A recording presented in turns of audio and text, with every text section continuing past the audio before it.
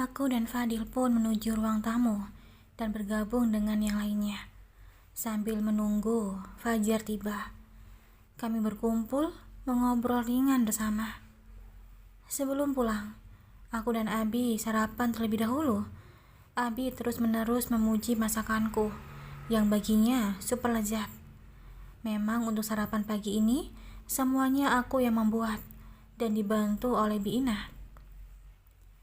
Suami kamu nantinya pasti beruntung, Dek. Kamu itu paket komplit, puji Bang Imran. Abang bisa saja, ucapku malu. Tadinya aku akan pulang bersama Abi, karena aku sudah janji dengan Fadil akan ke tempat kerjanya. Aku izin pada Abi untuk menginap 1 hari lagi. Abi pun mengizinkanku. Hati-hati Abi, ucapku mencium tangan Abi dan memeluk beliau. Pukul 7.50 pagi.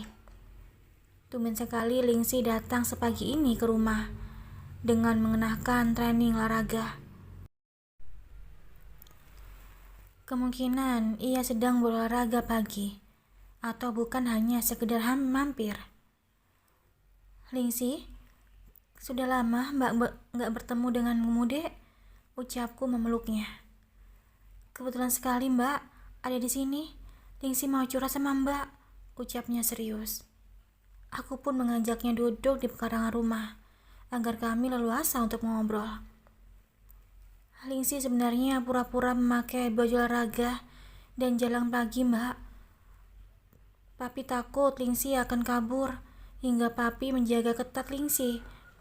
Ingin keluar rumah saat ini. Apakah Fadil sudah menceritakan masalah Lingsi pada Mbak? Tanya Lingsi. Sudah, Dek. Mbak akan berusaha untuk membantumu keluar dari masa itu. Kamu tak pantas menikah dengan laki-laki yang berperilaku buruk, Dek. Kamu terlalu baik untuk lelaki macam dia, ucapku geram. Maksud Mbak Riana? Tanya Lingsi tak mengerti. Apa Fadil tak bercerita jika calon tunanganmu itu lelaki yang tak baik? Tanyaku heran. Lingsi hanya menggeleng dan tak mengerti. Sebenarnya, Fadil mengenal laki-laki pilihan Bos Lil. Fadil juga berusaha menjelaskan pada beliau. Namun Bos Lil salah paham dan mengira Fadil ingin merusak dan menggagalkan pertunanganmu. Terangku. Apa? Ini tak bisa dibiarin, Mbak. Pokoknya Papi harus mengetahuinya. Tadinya Lingsi sudah pasrah atas pilihan Papi. Namun sekarang Lingsi tak boleh menyerah untuk meyakinkan Papi. Beruntung pagi ini Lingsi datang dan bertemu dengan Mbak Riana. Tadinya niat Lingsi ke sini untuk menghibur diri dan ingin memeluk Bu Dijah. Jelas Lingsi. Lingsi, kapan kamu datang? Sapa Fadil. Aku tadi berolahraga pagi, Dil. Kebetulan bertemu dengan Mbak Riana. Jadi aku mau ngobrol sebentar, ucap Lingsi. Maaf ya Lingsi, aku tinggal dulu. Duluan ya, aku ke tempat kerja, pamit Fadil. Agar Bos Le tak salah paham lagi, Lingsi pun pamit pulang setelah 1 jam lamanya kepergian Fadil. Sesuai janji, aku pun datang ke kantornya Dennis, calonnya Lingsi, yang kebetulan Lingsi memberiku alamatnya. Sampai di kantornya Dennis, aku berpapasan dengan seseorang hingga semua berkas pria itu terjatuh berhamburan ke lantai. Maaf Mas, saya tidak sengaja, ucapku menunduk sembari mengambil semua berkas di atas lantai. Mbak tidak salah, saya saja yang tidak hati-hati ketika berjalan, ucap pria tersebut. Terima kasih Mbak, ucap pria itu. Mbak, tunggu. Boleh saya tahu namanya Mbak? Tanyanya. Riana, ucapku tersenyum kembali, melangkahkan kaki. Mbak, jika jodoh suatu saat nanti, kita pasti akan bertemu, ucapnya jahil. Aku tak lagi menghiraukan pria itu dan tetap berjalan menuju ruangan Dennis berada. Sekretaris Dennis bilang, jika atasannya hari ini tak datang ke kantor karena beliau ada urusan penting. Perjalananku menuju kantor Dennis tak menghasilkan apa-apa. Saat aku keluar dari gedung kantor, aku bertemu lagi dengan pria yang tadi. Riana, kita ketemu lagi. Baru 2 kali kita bertemu. Yang ketiga kalinya pasti kita jodoh, ucap pria yang tak ku ketahui namanya itu nyengir. Aku tak menanggapinya dan menaiki taksi menuju ke rumahnya Lingsi.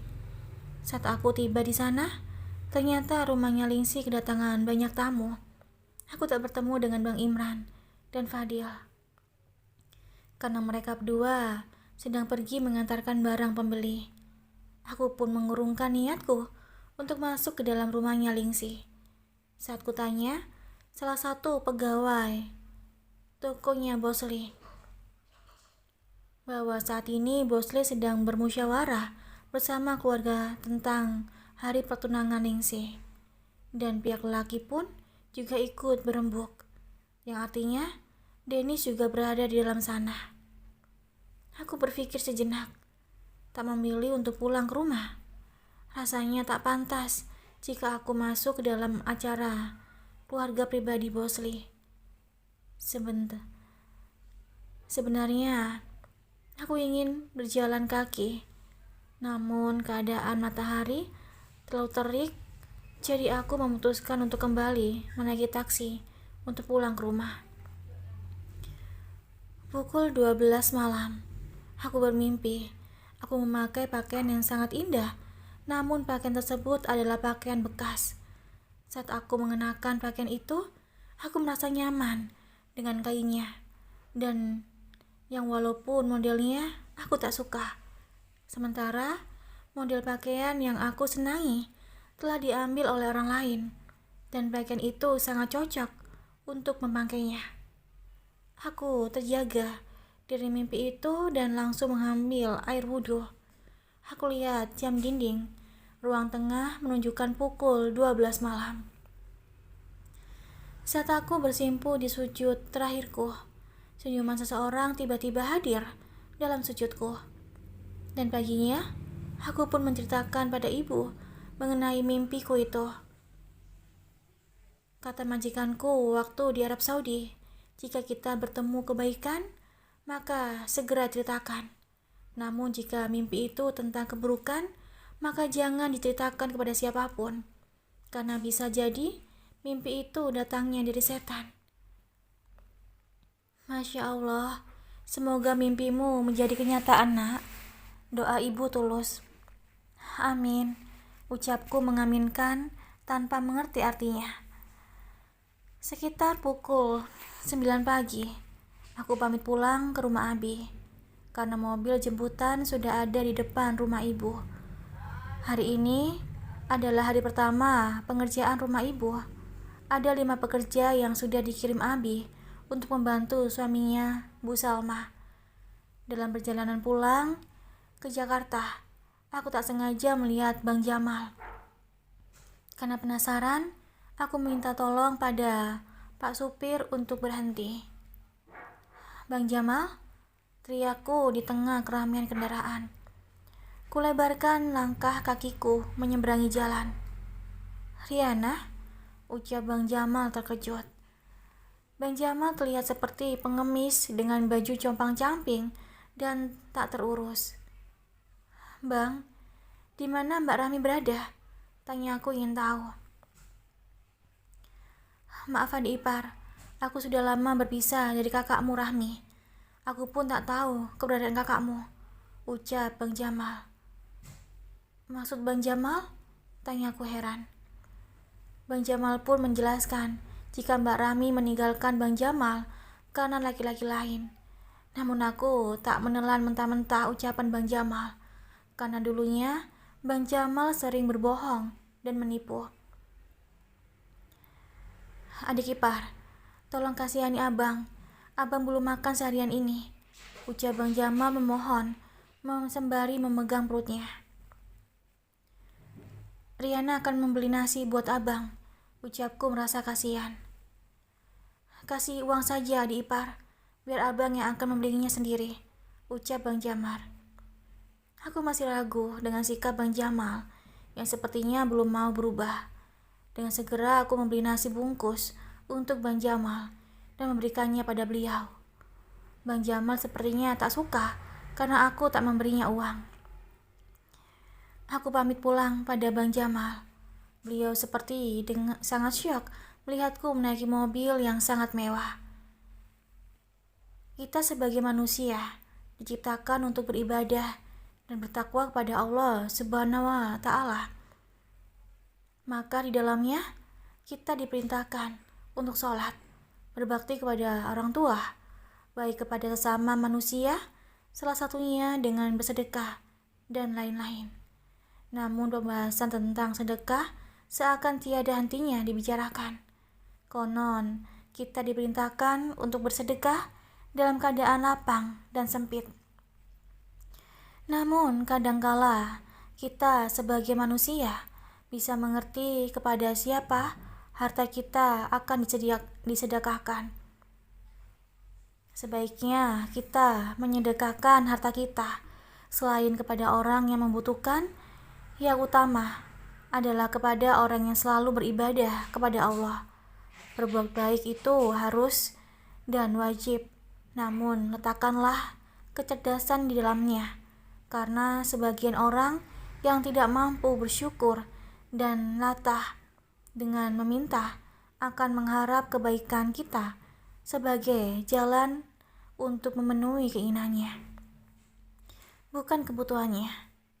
Jadi berikanlah sedikit jarak buat orang yang memanfaatkan kebaikan kita, agar mereka lebih menghargai diri sendiri dan sadar bahwa memberi selalu utama daripada menerima. Yang kata lain adalah tangan di atas lebih baik dari tangan di bawah. Aku sengaja menyuruh Pak Rajak agar mobil kami agak menjauh dari Bang Jamal. Dan aku juga minta tolong pada Pak Rajak, sopir pribadi abiku, untuk mengikuti Bang Jamal kemana beliau pergi. Maaf Nak Riana, apakah sebaiknya kita pulang saja? Pasti Pak Sidik khawatir jika Nak Riana lama tiba di rumah, ucap Pak Rajak. Aku pun menghubungi Abi lewat ponsel yang dibelikan beliau waktu itu. Ponsel yang diberikan Pak Bram telah aku berikan kepada Fadil adikku, dan itu tak lepas izinku pada Pak Bram. Mendengar izinku, beliau justru terkekeh karena aku harus lapor segala, padahal ponsel itu sudah menjadi milikku. Assalamualaikum Abi, Riana mau izin telat pulang, ucapku telepon. Memangnya kamu mau kemana Nak? Kamu masih di rumah Budijah? Tanya Abi. Maaf Abi, Riana sudah dalam perjalanan pulang.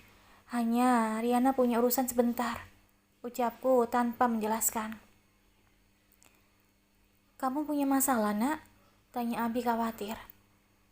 Riana baik-baik saja Bi, insya Allah Riana bisa jaga diri, ucapku meyakinkan Abi. Ya sudah, kamu hati-hati, ucap Abi. Setelah memberitahu Abi, aku pun mengikuti Bang Jamal dari belakang dengan jarak yang cukup jauh. Bang Jamal pulang dengan menaiki Gojek. Sekitar setengah jam perjalanan, Bang Jamal berhenti dan masuk ke gang yang sangat sempit.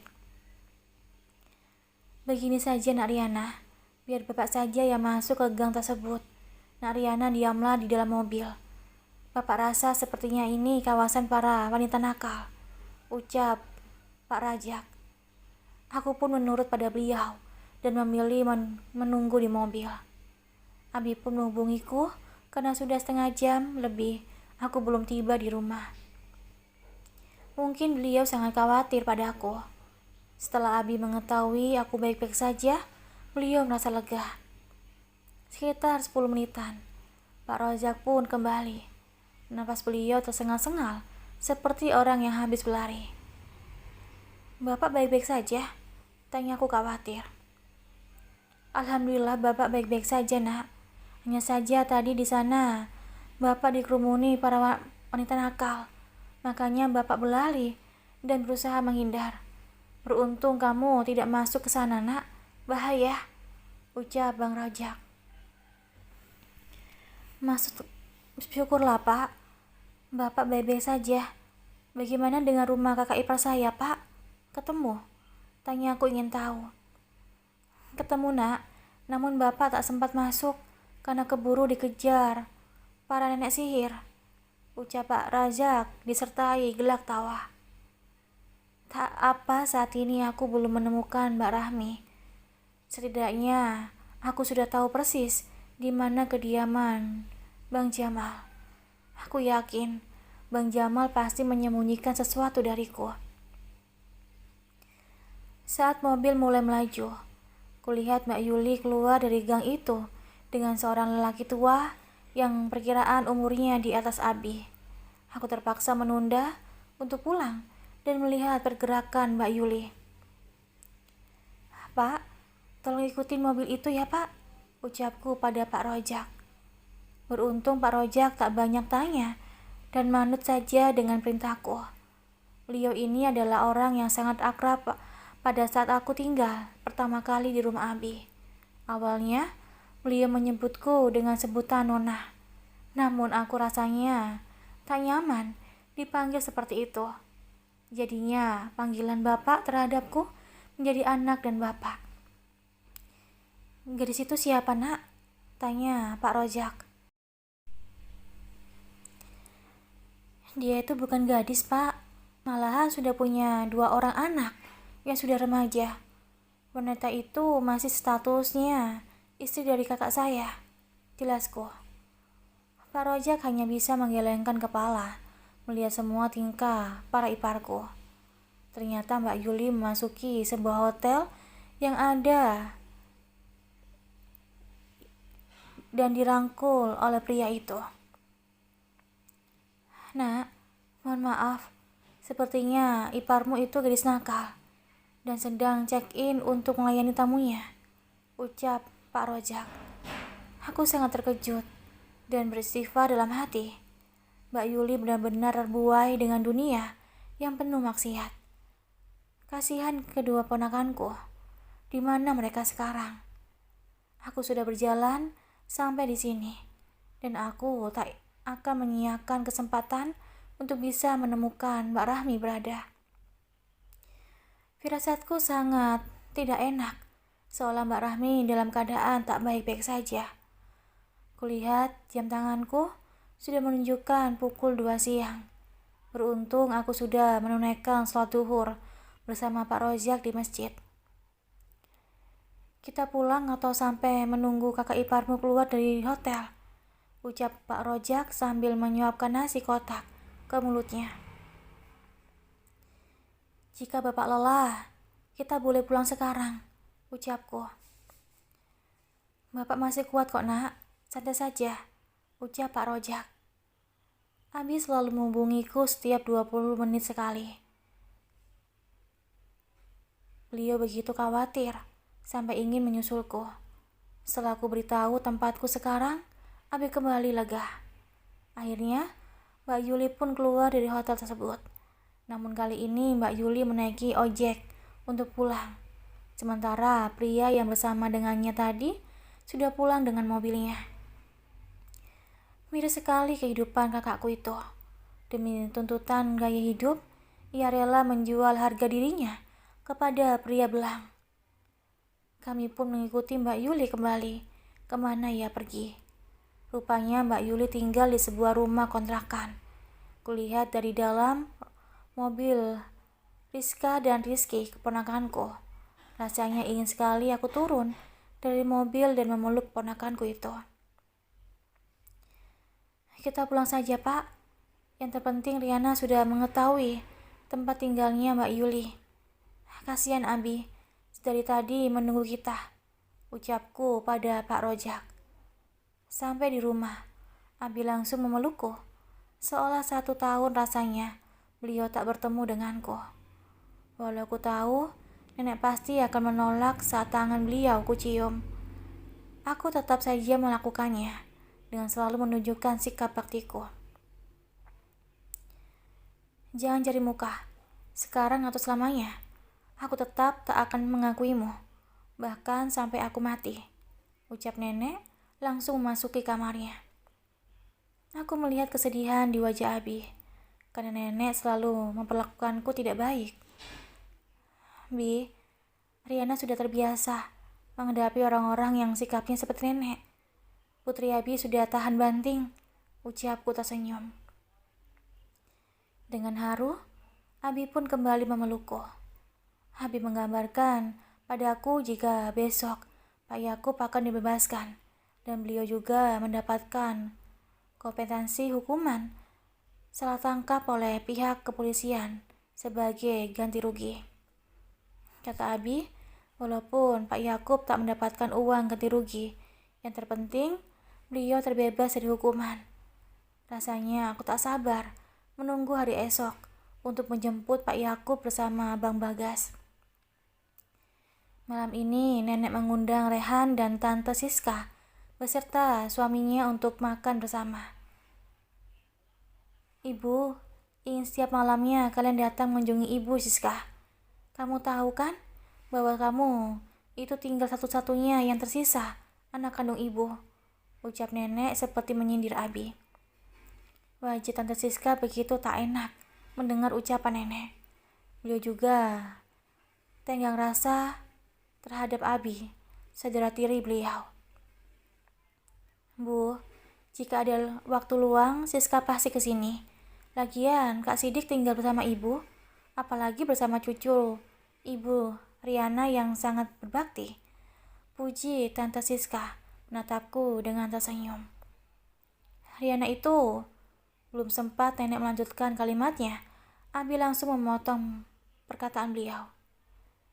Cukup, Bu. Sekarang mari kita nikmati hidangan yang lezat ini, ucap Abi melanjutkan menyuapkan makanan ke mulutnya. Tak ada suara obrolan lagi, selain suara dentingan garpu dan sendok beradu di piring.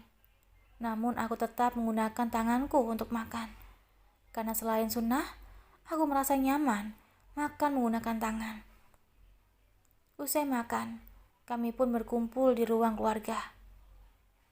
Nek, seminggu lagi Rehan akan wisuda dan resmi menerima gelar dokter, ucap Rehan bahagia. Nenek turut bahagia mendengarnya, cucuku. Nenek harus hadir di acara wisudamu nanti. Nenek sudah tak sabar untuk mendampingi cucuku, ucap nenek bangga. Kehadiran Om Sidik dan Riana juga sangat penting dan berharga untuk Rehan, ucap Rehan. Insya Allah di hari gembiramu Om akan datang, ucap Abi.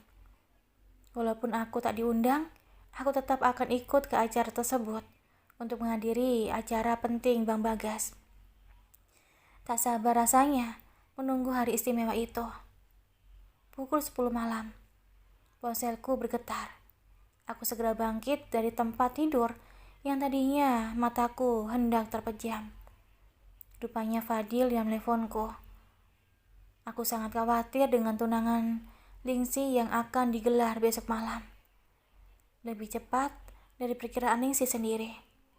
Mungkin pada saat kedatanganku pagi itu, para keluarganya memutuskan dan merencanakannya. Fadil mengenali Dennis, karena Dennis adalah salah satu pelanggan tetapnya mengkonsumsi obatan terlarang yang dijual oleh adikku Fadil.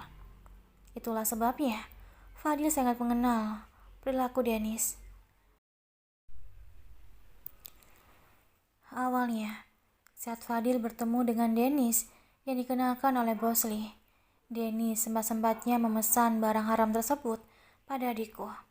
Setelah Fadil menjelaskan bahwa ia sudah bertobat, Dennis kembali mengancam Fadil agar tak memberitahu sifat aslinya pada calon mertuanya, Bosli. Fadil berusaha melindungi Lingsi dan memohon agar Dennis jangan menyakiti anak bosnya. Dan Dennis semakin tertantang untuk memiliki Lingsi, Meski Dennis mengetahui jika Lingxi tidak mencintainya. Sekarang kamu tenang, Dek. Lingxi masih dalam tahap pertunangan. Aku yakin Lingxi anak yang cerdas. Kamu tak perlu melibatkan dirimu dengan terang-terangan dan gegabah, Dek. Insya Allah, kita cari solusinya sama-sama. Ucapku menenangkan Fadil. Setelah mengobrol dengan Fadil, aku pun melanjutkan tidurku yang sempat tertunda. Paginya aku bangun. Kulihat ponselku, terdapat pesan dari Pak Bram. Apakah kiriman jantung itu untukku? Pesan dari Pak Bram. Aku mengeritkan kening. Oh Tuhan, apa yang aku lakukan? Rupanya tadi malam, usai melelpon dengan Fadil, ponselku ketindas dengan tubuhku, dan secara tidak sengaja, emotikon jantung berwarna pink itu terkirim pada Pak Bram.